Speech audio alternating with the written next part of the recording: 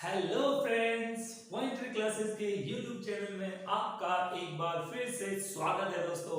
मैं हूं आपका दोस्त लकी। दोस्तों, हमने ज्योमेट्री सीरीज स्टार्ट की थी। हमने पार्ट 1 में पढ़ा लाइंस एंड एंगल्स के बारे में, हमने पार्ट 2 और 3 में उसके कुछ क्वेश्चंस किए। दोस्तों, आज हम पार्ट 4 में ट्रायंगल्स के बारे में पढ़ेंगे, जो कि दोस्तों क्लास 6 से लेकर अप टू कॉम्पिटिशन लेवल तक बहुत इंपॉर्टेंट है दोस्तों। तो चलिए टॉपिक शुरू करते हैं। दोस्तों, हम पढ़ेंगे आज ट्रायंगल्स। ओके।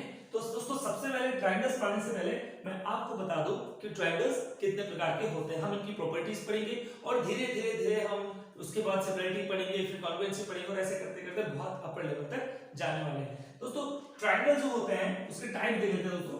सबसे पहले दोस्तों मैं आपको बात करता हूं ट्रायंगल्स। जैसे हमारे पास ये ट्रायंगल है, ये हमारे पास ट्रायंगल ए बी सी है दोस्तों। इसको ट्रायंगल बोलते हैं इसलिए क्योंकि दोस्तों इसमें तीन एंगल होते हैं, जैसे एक एंगल, दो एंगल और तीन एंगल, इसलिए इसको बोलते हैं ट्रायंगल। ओके। अब दोस्तों, अगर इसकी लेंथ 5 सेंटीमीटर है, इसकी लेंथ 3 सेंटीमीटर है और इसकी लेंथ 6 सेंटीमीटर है, तो दोस्तों ये 5 है, ये 3 है, ये 6 है, तो अब मैं इसको बोलूंगा, अलग अलग लेंथ है ना तीनों साइड की, तो दोस्तों इस तरह का ट्रायंगल जो कहलाता है उसे कहते हैं हम स्केलेन ट्रायंगल। स्केलेन, इसे मैं कहूंगा स्केलेन ट्रायंगल। ठीक है दोस्तों, स्केलेन ट्रायंगल क्यों कहा मैंने? क्योंकि इसके जो साइड्स है वो अलग अलग है, कोई भी साइड इक्वल नहीं है। तो दोस्तों, स्केलेन ट्रायंगल कौन सा ट्रायंगल होता है? ऐसा ट्रायंगल जिसमें सारी साइड अलग अलग होती है, उसको कहते हैं स्केलेन ट्रायंगल।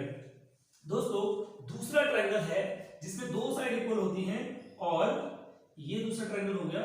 तो फिर से ए बी सी, यहां पर अगर मैं ये 5 सेंटीमीटर करूं तो ये भी 5 सेंटीमीटर होगा और ये हमारा हो गया 7 सेंटीमीटर।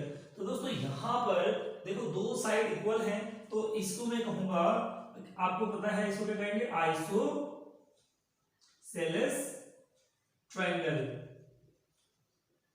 इसे हम कहेंगे आइसोसेलेस ट्रायंगल, जिसके दो साइड इक्वल हैं, यानी कि यहां पर होगा AB इक्वल्स टू AC।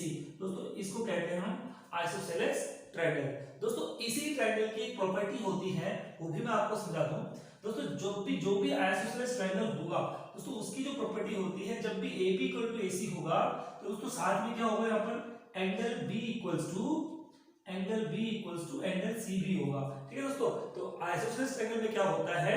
ठीक है, आइसोसेलेस ट्रायंगल में जो होता है दोस्तों, जो एंगल्स होते हैं वो दोनों आपस में क्या होते हैं? इक्वल होते हैं। कौन से एंगल्स? ये भी समझना है, कौन से एंगल्स। अब ऐसा नहीं कि ये दोनों इक्वल होंगे, अगर ये दो साइड इक्वल है तो इसका अपोजिट ये, इसका अपोजिट ये, दोस्तों इसको बोलते हैं angles opposite to equal side. इनको क्या बोलते हैं? इनको बोलते हैं angles opposite to equal sides. दोस्तों इसको बोलते हैं angles opposite to equal side. कैसे इक्वल साइड? 5 इक्वल था, उसके अपोजिट B हो गया, और ये 5 इक्वल था, इसका यानी कि AB के अपोजिट एंगल C था और AC के अपोजिट एंगल B था, तो इसको बोलते हैं angle opposite to equal side. तो आइसोसेलेस ट्रायंगल में हमने क्या सीखा? हमने सीखा कि जब भी ट्रायंगल के दो साइड्स इक्वल होंगे तो उसके अपोजिट एंगल भी आपस में इक्वल होंगे। जैसे दोस्तों एग्जांपल लेते हैं, एग्जांपल हम लेते हैं, जैसे हमारे पास ये ट्रायंगल है ABC। ठीक है दोस्तों, अगर मैं कहूं कि यहां पर AB इक्वल्स टू BC है, क्या है? AB इक्वल्स टू BC, तो क्या आप बता सकते हो कौन से दो एंगल इक्वल होंगे? बिल्कुल बता सकते हो। मैंने क्या बताया था?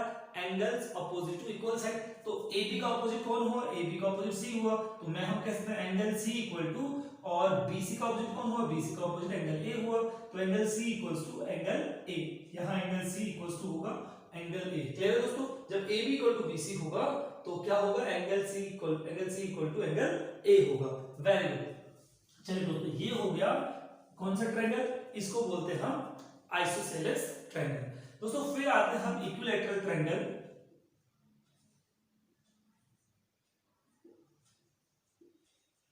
इक्विलैटरल ट्रायंगल के बारे में दोस्तों, इक्विलैटरल ट्रायंगल जो होता है वो आपको नाम से पता चल रहा होगा, सारी साइड जिसकी इक्वल होती है, A B C, है ना? सारी साइड्स इक्वल होंगी और सारे एंगल इक्वल होंगे, यानी कि यहां पर होगा AB equals to BC equals to AC, यानी कि तीनों साइड इक्वल होते हैं, और angle A equals to angle B equals to angle C equals to 60 degree. ठीक है, कितने होते हैं? 60 डिग्री होते हैं सारे एंगल, ठीक है। ये भी हमने प्रूफ करेंगे कि सारे एंगल 60 डिग्री कैसे होते हैं। अब क्लियर है दोस्तों। तो तीन तरह के एंगल पढ़े हमने, ठीक है, स्केलिन ट्रायंगल, आइसोसेलेस ट्रायंगल और इक्विलैटरल ट्रायंगल। हाँ पता है मुझे, बहुत बेसिक पढ़ा रहा हूँ, लेकिन शुरुआत यहीं से कर दी ना, आगे की जब हम क्लासेस करेंगे उसमें बेसिक्स नहीं होगा, उसके बाद फिर मैं आपको कहूंगा कि पुरानी वीडियोस देखिए, तो इसलिए आप बेसिक्स को ही समझते हुए चलिए। तो इक्विलैटरल ट्रायंगल भी समाप्त हो। दोस्तों ट्रायंगल की एक प्रॉपर्टी होती है, ये अगर हमारा ट्रायंगल है, जैसे कि मैंने आपको बताया था, ये हमारा ट्रायंगल होता है, और दोस्तों अगर मैं इस लाइन को एक्सटेंड कर दूं, है ना, मैं आपको ऑलरेडी एक दिन समझा चुका हूं, लेकिन अभी मैं इसको प्रूफ करता हूं, समझा रहा हूं बहुत अच्छी तरह से, ठीक है, प्रूफ करते हैं। तो दोस्तों अगर फिर से ये एंगल हमारा ABC है, ठीक है, तो अब आपको ये समझना है दोस्तों, ये जो एंगल होता है ना, ये जो है ये एक्सटीरियर एंगल है, ये क्या है, ये है एक्सटीरियर एंगल, ये एंगल को हम कहते हैं एक्सटीरियर एंगल, ठीक है दोस्तों। तो इधर भी ये ऊपर को जाएगा तो ये भी क्या बनेगा, एक्सटीरियर एंगल बनेगा, ठीक है दोस्तों। इधर भी इधर को जाएगा तो ये भी क्या बनेगा, ये भी बनेगा, ये भी हमारा एक्सटीरियर एंगल बनेगा। तो दोस्तों एक्सटीरियर एंगल का फॉर्मूला क्या होता है दोस्तों, इसको बोलते हैं एक्सटीरियर एंगल प्रॉपर्टी, इसको बोलते हैं हम एक्सटीरियर एंगल प्रॉपर्टी। अब ये एक्सटीरियर एंगल प्रॉपर्टी क्या होती है ये समझते हैं दोस्तों। ये कहता है कि यहाँ पे जो एंगल होगा दोस्तों, ये होगा sum of two opposite interior angles, यानी कि अब एक्सटीरियर एंगल का मतलब होता है, अगर मैं यहाँ पे इस एंगल को x मान लूं, इसको y मान लूं और इसको z मान लूं, तो दोस्तों एक बात आपको समझनी है, x और y है ना, x और y, ये जो होगा ये होगा x प्लस y, यानी कि दोनों का सम, जो भी अंदर के दो अपोजिट एंगल्स होंगे, इसके अपोजिट x प्लस y ये होगा, ठीक है। तो दोस्तों ये वाला भी एक्सटीरियर है, ये कितना होगा, अब हमें देखना है इसके अपोजिट कौन है, x के, इसके अपोजिट कौन है, y और z है, तो ये होगा y प्लस z। उस तरह दोस्तों ये एंगल कितने का होगा, यहाँ कौन नहीं आएगा, y नहीं आएगा, कि x प्लस z, यानी कि आपको समझ में आया होगा। तो एक्सटीरियर एंगल प्रॉपर्टी क्या होती है, हम बोलते हैं एक्सटीरियर एंगल इक्वल्स टू, हम कहते हैं सम ऑफ टू ना कहेंगे, सम ऑफ अपोजिट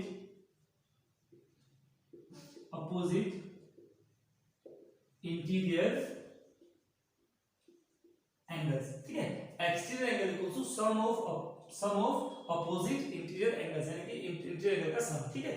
ये होता है दोस्तों एक्सटीरियर एंगल प्रॉपर्टी, ठीक है। ओके, तो अभी तक हमने क्या क्या सीखा, हमने टाइप्स ऑफ एंगल सीखे और हमने एक एक्सटीरियर एंगल प्रॉपर्टी सीखी। जैसे मैं आपको इसी में एग्जांपल समझाता हूं, ठीक है। जैसे आपको यहां पर अगर एंगल दिया है 36 डिग्री और यहां पर एंगल दिया आपको 24 डिग्री, तो ये वाला एंगल कितने का होगा, ये वाला एंगल, तो इस एंगल को हम क्या कहेंगे, यहाँ पर हम कहेंगे कि दिस इज 36 प्लस 24, ठीक है दोस्तों। ये हो गया हमारे पास 50 डिग्री, यानी ये जो एंगल है ये हो गया 60 डिग्री, है ना, ये एंगल हो गया हमारे पास 60 डिग्री का एंगल, ठीक है। तो इसको ऐसे बोलते हैं एक्सटीरियर एंगल प्रॉपर्टी। अब बात करते हैं ट्रायंगल के एंगल सम प्रॉपर्टी की, ठीक है। तो ये हमारा ट्रायंगल था, फिर से वही A B C, you can take any of the other name, ठीक है, ए बी सी हमने लिख दिया। अब दोस्तों हमें क्या करना है, हमें ये प्रूफ करना है कि a प्लस बी प्लस सी, यानी कि angle a plus angle b plus angle c कितना होता है, 180 होता है, ये प्रूफ करना है। तीनों का सम कितना होता है, 180 डिग्री होता है, हमें ये प्रूफ करना है। तो दोस्तों हम इसको कैसे प्रूफ करेंगे, ये चीज हम समझते हैं आसान भाषा में, ठीक है दोस्तों। तो कैसे प्रूफ करेंगे, अच्छा ये तो मैंने आपको बता दिया कि तीनों एंगल का सम कितना होगा, 180 होगा, लेकिन हम इसको प्रूफ करेंगे ना। तो प्रूफ कैसे करते हैं, देखो दोस्तों, तो यहाँ पर अगर हम यहाँ से एक लाइन ड्रॉ कर दें, यहाँ से एक लाइन ड्रॉ कर दें, ठीक है, आपको ये समझ में आ रहा है, यहाँ से हम एक लाइन ड्रॉ कर दें तो कैसा रहेगा, हमने बस एक लाइन ड्रॉ की है, ठीक है, हमने कुछ नहीं किया है, हमने एक लाइन ड्रॉ की है, ठीक है, अब यही समझना है। अच्छा अब क्या करना है, अच्छा इस वाले को हम x मान लेते हैं, इसको हम y मान लेते हैं, इसको हम z मान लेते हैं, ठीक है। यहाँ पर तीन एंगल ना, इसको ये हमने एक लाइन खींची है, ये हमने ड्रॉ किया है, ये हमने यहाँ पर ड्रॉ किया है, ठीक है, और हमारे पास तीन एंगल हो गए, ये एंगल x हो गया, ये एंगल y हो गया और ये एंगल z हो गया, ठीक है। अच्छा दोस्तों ये लाइन इसके पैरेलल है, हमने क्या किया, हमने कुछ नहीं किया, हमने इसको मान लिया PQ को, हमने इस लाइन को PQ मान लिया, ठीक है। तो हमने क्या किया, we draw a line PQ parallel to BC, ठीक है, PQ parallel to BC। Passing कहां से हो रहा है, पासिंग है, पासिंग फ्रॉम पासिंग फ्रॉम ए से पास हो रहा है। Okay very good. अब देखो फिर वही बात है, मैं आपको सिखाया था, यहाँ देखो दो लाइन पैरेलल है, बीच में ट्रांसवर्सल है, z बन रहा है, देखो ये देखिए z बना दोस्तों। तो अगर z बन रहा है तो ये वाला एंगल कितना होगा, x होगा। फिर से बात वही आ गई, मुझे समझाने की जरूरत नहीं है, ज्योमेट्री पार्ट 1 देखिए, बिल्कुल आपको समझ में आ जाएगा। पार्ट 1 में मैंने समझा रखा है किस तरह से जब दो लाइन पैरेलल होती हैं तो उनको कोई तीसरी लाइन इंटरसेक्ट करती है तो दोनों एंगल इक्वल होते हैं, z बनता है। तो ये दोस्तों ये x हो गया, उसी तरह दोस्तों ये z है तो ये भी क्या हो गया, z हो गया, ठीक है। ओके अब दोस्तों एक बात और समझनी है, अब यहाँ पर ना हमें देखना है ये x हो गया जरूर, ठीक है। अब ये बताओ मुझे इन तीनों का सम कितना होगा, इन तीनों का सम कितना होगा, हमने पढ़ रखा है एंगल ऑफ स्ट्रेट लाइन होता है ना, हमने पढ़ा है। तो एंगल ऑफ स्ट्रेट लाइन में हम क्या पढ़ते हैं, हमने पढ़ा था कि ये वाला एंगल, ये वाला एंगल, ये वाला एंगल, तीनों किस पे बन रही है, देखो एक लाइन पे बन रही है ना, इसको कितना बोलेंगे 180 बोलेंगे। तो हमें पता है कि x + y + z = 180 है ना। अच्छा तो इसकी जगह तो मैं ये लिख सकता हूँ, इसकी जगह मैं ये लिख सकता हूँ, इसकी जगह ये लिख सकता हूँ। तो दोस्तों हो तो गया प्रूफ, यानी कि हमने कहा x + y + z = 180। तो हमें क्या प्रूफ करना था, हमें प्रूफ करना था कि ABC 180 होता है। तो एंगल A कितना है, एंगल A y है, एंगल B कितना है, एंगल B x है, एंगल C कितना है, एंगल z है। तो यानी कि प्रूफ हो गया angle A + angle B + angle C = 180। यानी कि हमें समझ में आ गया, इसी को हम कहते हैं एंगल सम प्रॉपर्टी है ना। एक बार मैं आपको फिर से बता दूं क्या किया हमने प्रूफ किया कि एंगल A + B + C 180 होता है। तो सिंपल सी बात है, हमने इसको कुछ भी मान लिया, जरूरी नहीं आप x मानो, आप जो भी ये एंगल मानोगे वो ये होगा, आप जो भी ये मानोगे वो होगा। हमें पता है इन तीनों का सम 180 डिग्री होता है, तो इन तीनों का सम 180 डिग्री होता है ना, लेकिन ऑटोमेटिकली हमारे पास क्या आ गया, हमारे पास आ गया कि इन तीनों का सम भी 180 डिग्री होता है, क्योंकि ये x है तो ये भी x होगा, ये z है तो ये भी z होगा। ये किससे होगा, प्रॉपर्टी से होगा। ये मैंने अपने मन से नहीं किया है, ये प्रॉपर्टी से होगा। और प्रॉपर्टी कहाँ है, मैंने आपको समझाया है, आई बटन देख लीजिए, यहाँ पर क्लिक कीजिए, आपको सारी प्रॉपर्टी समझ में आ जाएगी कि ये x कैसे हुआ, ये z कैसे हुआ। और हमें चाहिए था ट्रायंगल के तीन एंगल का सम, यानी कि x + y + z के a + b + c = 180। तो बस हो गया दोस्तों, a + b + c = 180। तो ये है हमारा एंगल सम प्रॉपर्टी। दोस्तों ये ट्रायंगल के कुछ बहुत बेसिक कांसेप्ट थे, मैं आपको समझाना चाह रहा था, ठीक है। तो ट्रायंगल के हम न्यूमेरिकल दोस्तों अगले पार्ट में करेंगे। यहाँ पर मैं आपको सिर्फ ट्रायंगल के बेसिक कांसेप्ट बता रहा हूँ। अब दोस्तों यहाँ पर अब हम जानेंगे कि ट्रायंगल के अंदर एक होता है एंगल बाइसेक्टर, एक होता है परपेंडिकुलर और एक होता है मीडियन। इन तीनों में डिफरेंस समझेंगे दोस्तों ये मैं आपको तीन ट्रायंगल बना के दिखा रहा हूँ, ठीक है। आज आपके बहुत सारे कांसेप्ट क्लियर हो जाएंगे, बस आप अगर मेरे साथ शुरू से बने हैं तो आपके बहुत सारे कांसेप्ट क्लियर हो जाएंगे, ठीक है दोस्तों। ये मेरे पास एंगल ए बी सी है, यहाँ पर भी एंगल ए बी सी है और इसको भी ए बी सी मान लेते हैं, ठीक है। अच्छा यहाँ से मैंने एक लाइन खींची, ठीक है, इसको हम डी मान लेते हैं। यहाँ से भी हमने एक लाइन खींची, इसको हम डी मान लेते हैं। यहाँ से भी हमने एक लाइन खींची, इसको हम डी मान लेते हैं। दोस्तों मैं आपको यहाँ पर समझाऊंगा कि एंगल बाइसेक्टर, मीडियन और परपेंडिकुलर क्या होता है वो समझिए। दोस्तों सबसे पहले बात करते हैं किसकी, एंगल बाइसेक्टर की। एंगल बाइसेक्टर, दोस्तों आप बाइसेक्टर से समझ रहे होंगे, मैंने आपको पिछली वीडियो में पढ़ा रखा था। बाइसेक्टर का मतलब होता है दो इक्वल भागों में बांटना, है ना। तो यहाँ पर क्या होगा, एंगल बाइसेक्टर यानी कि किसका, एंगल ए का बाइसेक्टर, यानी कि ये जो लाइन है एडी, यहाँ पर एडी किसका काम कर रही है, यहाँ पर एडी एंगल बाइसेक्टर का काम कर रही है। क्यों, क्योंकि ये दोनों एंगल इक्वल है, यानी कि अगर ये वाला एंगल थीटा है तो ये भी एंगल थीटा होगा। यानी कि अगर ये वाला एंगल 45 है तो ये वाला एंगल भी कितना होगा, 45 होगा। तो उस वक्त ये जो लाइन है एडी, उस वक्त ये क्या कहलाएगी, ये कहलाएगी उस वक्त एंगल बाइसेक्टर। सिर्फ एंगल बाइसेक्टर कहलाएगी जब ये दोनों एंगल इक्वल होंगे, ठीक है दोस्तों। ये होता है एंगल बाइसेक्टर। अब यहाँ पर आते हैं दोस्तों, ये तो था एंगल बाइसेक्टर। अब आते हैं हम परपेंडिकुलर पे, ठीक है दोस्तों। तो जब ये लाइन एडी, अभी हम बात करेंगे परपेंडिकुलर है, या इसको हम नॉर्मल भी कहते हैं, लेकिन नॉर्मल हम हायर क्लास में कहते हैं, ठीक है। अब परपेंडिकुलर की बात करते हैं दोस्तों। जब एडी परपेंडिकुलर होगा किसके, बीसी के, यानी कि यहाँ पर कितना होगा 90 डिग्री होगा। तो उस वक्त ये जो लाइन है, अभी ये ना तो एंगल बाइसेक्टर है ना ही ये मीडियन है, क्योंकि बताया नहीं गया, अभी बताया गया परपेंडिकुलर। तो परपेंडिकुलर मतलब सिर्फ क्या होगा, सिर्फ ये 90 होगा, बस ये वाला एंगल 90 डिग्री होगा। परपेंडिकुलर मतलब मैं इन दोनों के एंगल को इक्वल भी ले सकता, परपेंडिकुलर मतलब मैं इसको मीडियन भी ले सकता, है ना। तो मैंने आपको बता दिया जब भी एंगल बाइसेक्टर होगा तो सिर्फ ये दो एंगल इक्वल होंगे। अभी यहाँ पता नहीं कि परपेंडिकुलर है या नहीं है। जब परपेंडिकुलर ये होगा तो उस वक्त से ये 90 डिग्री होगा, उसमें ये एंगल बाइसेक्टर है या नहीं हमें नहीं पता।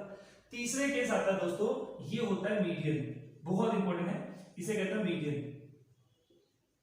अब मीडियन क्या होता है दोस्तों, जब यही लाइन एडी, जब यही लाइन एडी इस वाली लाइन को, बीसी लाइन को दो इक्वल भागों में बांटेगी, यानी कि जब मीडियन कब होगा, एडी मीडियन कब होगा, जब बीडी इक्वल्स टू डीसी हो रहा होगा, जब बीडी इक्वल टू डीसी हो रहा होगा तब ये मीडियन होगा। दोस्तों यहाँ पर एडी अगर बीडी इक्वल टू डीसी होता तो मीडियन भी होता, लेकिन यहाँ तो नहीं है। उसी तरह यहाँ पर बीडी इक्वल टू डीसी होता तो ये मीडियन होता, और यहाँ बीडी इक्वल टू डीसी है तो ये मीडियन है। तो आपको तीन चीजें समझ आई, एंगल बाइसेक्टर किसे कहते हैं, परपेंडिकुलर किसे कहते हैं, मीडियन किसे कहते हैं। दोस्तों मीडियन वो लाइन होती है जो किसी भी साइड को दो इक्वल भागों में बांटती है, ठीक है, वो मीडियन होती है। दोस्तों परपेंडिकुलर वो लाइन होती है जो सीधे 90 डिग्री पर उस लाइन पर खड़ी रहती है। दोस्तों एंगल बाइसेक्टर वो लाइन होती है जो उस जिस एंगल से वो निकला होता है उस एंगल को दो इक्वल भाग में बांटती है। दोस्तों एंगल बाइसेक्टर हमने पढ़ा नॉर्मल, परपेंडिकुलर और हमने पढ़ा मीडियन। ये ट्रायंगल की कुछ प्रॉपर्टीज थी जो कि बेसिकली समझ में नहीं आती कि सब एक ही जैसे लगते हैं। तो आपको समझ में आ गया कि ये मीडियन कब कहलाएगा, कब ये परपेंडिकुलर एंगल बाइसेक्टर कहलाएगा, है ना दोस्तों। एक बार फिर से आपको बताता हूं एक ही फिगर में सब कुछ। दोस्तों अब आप समझोगे, अगर हमारे पास एक ट्रायंगल है ए बी और सी, ठीक है दोस्तों, मैंने यहां से लाइन खींची, इसको मैंने यहां पर 90 कर दिया, तो इस वक्त दोस्तों एडी क्या है, एडी इस बार क्या है, इस बार एडी परपेंडिकुलर है, क्यों, क्योंकि 90 पे है। अब ये 90 नहीं है, अब हमने यहां पर लिख दिया कि BD इक्वल्स टू DC लिख दिया। तो दोस्तों अब ये लाइन क्या है, ये लाइन अब है BD इक्वल टू DC। अब ये मीडियन है, क्योंकि मीडियन क्या करता है, दो इक्वल भाग में बांटता है। कौन सी लाइन मीडियन है, AD मीडियन है, ठीक है दोस्तों। तीसरा केस हम कह दें कि ये हम कहते हैं angle ABD equals to angle C not ABD sorry angle BAD equals to angle CAD। देखो ये दो एंगल इक्वल हो गए, ये थीटा और ये भी थीटा, तो BAD इक्वल टू CAD कह दे तो अब ये लाइन क्या होगी, इस वक्त ये लाइन होगी दोस्तों एंगल बाइसेक्टर। अब जानते हैं दोस्तों कि एरिया ऑफ ट्रायंगल कैसे निकालते हैं। दोस्तों हमारे पास फिर से यहाँ पर फिर से मैं आपको तीन ट्रायंगल के समझाता हूँ। एक ट्रायंगल ये है ABC, ये है इस पर परपेंडिकुलर की हाइट हो गया, ये D हो गया। तो दोस्तों एरिया ऑफ ट्रायंगल होता है, एरिया ऑफ ट्रायंगल होता है हाफ बेस इनटू हाइट, है ना, हाफ बेस इनटू हाइट। यानी कि मैं इसको क्या करता, हाफ बेस क्या है BC है, BC इनटू हाइट क्या है, हाइट है AD। तो दोस्तों ये हमारा एरिया ऑफ ट्रायंगल का फॉर्मूला हो गया। एरिया ऑफ ट्रायंगल होता है हाफ बेस इनटू हाइट, ये सिंपल सा फॉर्मूला हो गया एरिया ऑफ ट्रायंगल के लिए। और ये कौन सा ट्रायंगल दोस्तों, ये परपेंडिकुलर होना चाहिए, ठीक है दोस्तों। अगर यही ट्रायंगल कुछ ऐसे हुआ, यही ट्रायंगल कुछ ऐसे हुआ, तब आप कहोगे हाइट कहाँ है, अभी ये A है, ये B है, ये C है। अब यही ट्रायंगल ऐसा हुआ तो आप कहोगे कहाँ है इसकी हाइट। तो दोस्तों इस केस में हम क्या करते हैं, हमें इसकी एरिया निकालनी है, ठीक है। तो इस केस में दोस्तों हम क्या करते हैं, हम इसको हम आगे बढ़ा देते हैं, थोड़ा ऐसे आगे बढ़ा देंगे, इसको हम ऐसे आगे बढ़ा देंगे, और ये जो है ना ये हमारी हाइट, क्योंकि हाइट हमेशा दोस्तों 90 डिग्री होती है, हाइट हमेशा 90 डिग्री होती है, परपेंडिकुलर होती है, ठीक है हाइट। तो इसीलिए हम इसको ऐसे बढ़ा देंगे। अब बेस हमारा ये रहेगा, ठीक है, और हाइट हमारी ये हो जाएगी, ठीक है, हाइट हमारी ये हो जाएगी। हम इस तरह से हाइट लेके, क्योंकि इसकी हाइट नहीं ले सकते, हाइट हम हमेशा बेस से लेते हैं ना, तो ये बेस हो गया और ये उसकी हाइट हो गई। दोस्तों ये ट्रायंगल के बारे में बहुत सारी बेसिक चीजें आज हमने सीखी।